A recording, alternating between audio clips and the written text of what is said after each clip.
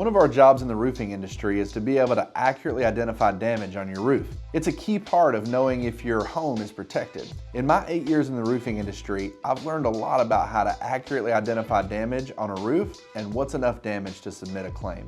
Today, we're going to go through a complete inspection of a roof where we identify hail damage and talk about the process we go through to see if it's enough damage to submit to insurance. One of the first things before we ever even look at the roofing system, whether it's shingles or metal or whatever it is we look for things called collateral. So collateral can be several different things. It's basically the premise of if a big hailstorm came and it's dropping stones in a path, it's not just going to hit the roof, it would hit other things. One of the first things we look at, if they're present in the neighborhood, is actually old electrical boxes.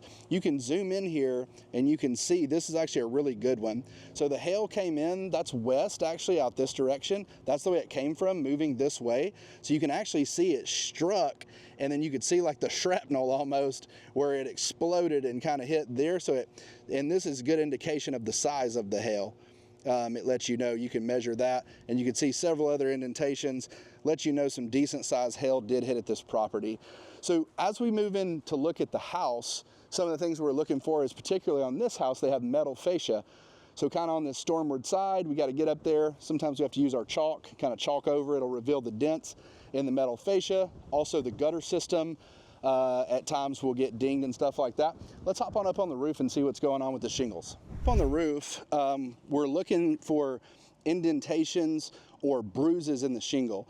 So when the hail comes down and strikes the shingle, how a shingle is kind of manufactured is there's a fiberglass mat that's sort of reinforced with glue to make it rigid. Then asphalt sprayed on it, then the granules are dropped and pressed into the shingle, and the shingle sides are pressed together and laminated. And so when hail hits a shingle and it's sufficient enough size and velocity and density, etc., it'll actually smash the granules down into the asphalt mat, many times even also breaking the asphalt mat or cracking it, and then that's really the waterproofing part of the shingle.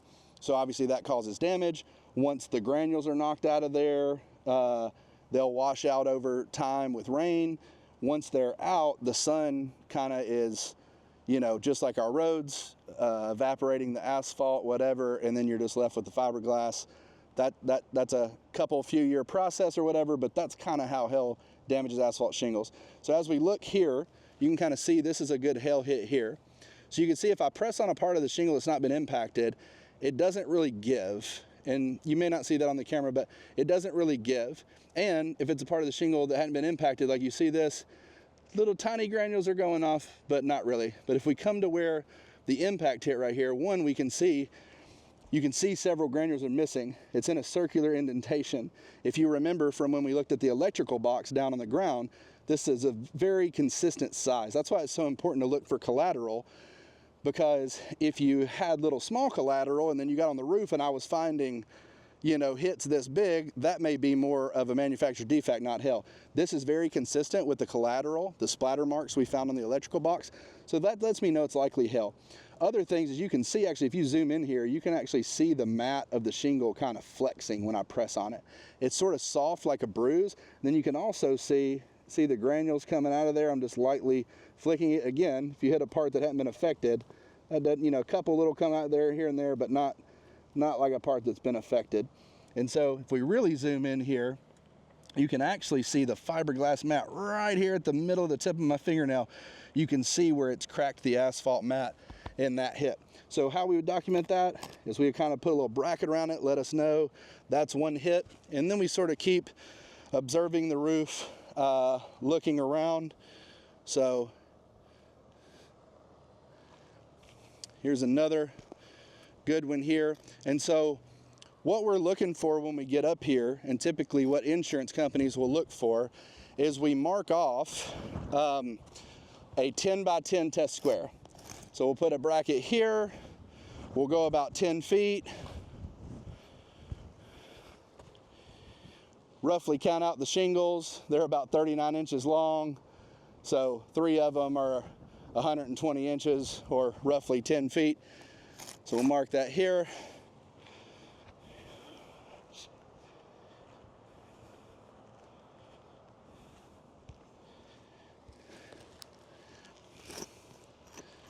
So each row is close to 6 inches. So 20 rows gives you 10 feet this way. And then we'll kind of make our test square. And so inside this square, most of your insurance companies are going to be looking for 6 to 7 hits inside this test square.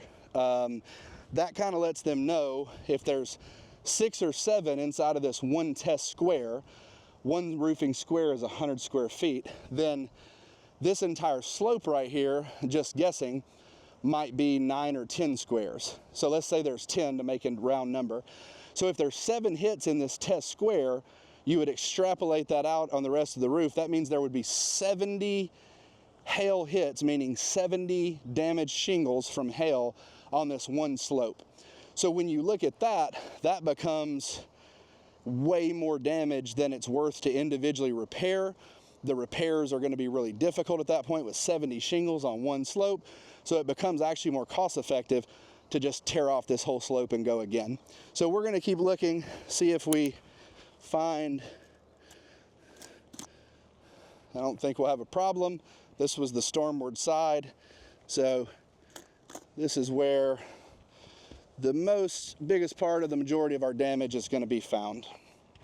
1, 2, 3, 4, 5, 6, 7. Yeah, we're already at 8+. So on something like this, this slope is our south-facing slope. So I would come up here.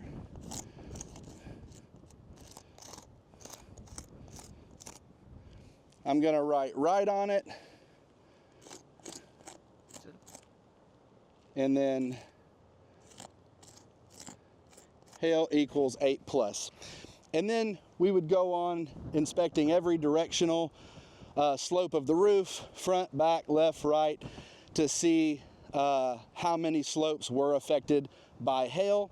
When it kind of gets to the point where it's greater than half the roof, that's when some insurance companies start looking at a full replacement rather than repairs or an individual slope replacement.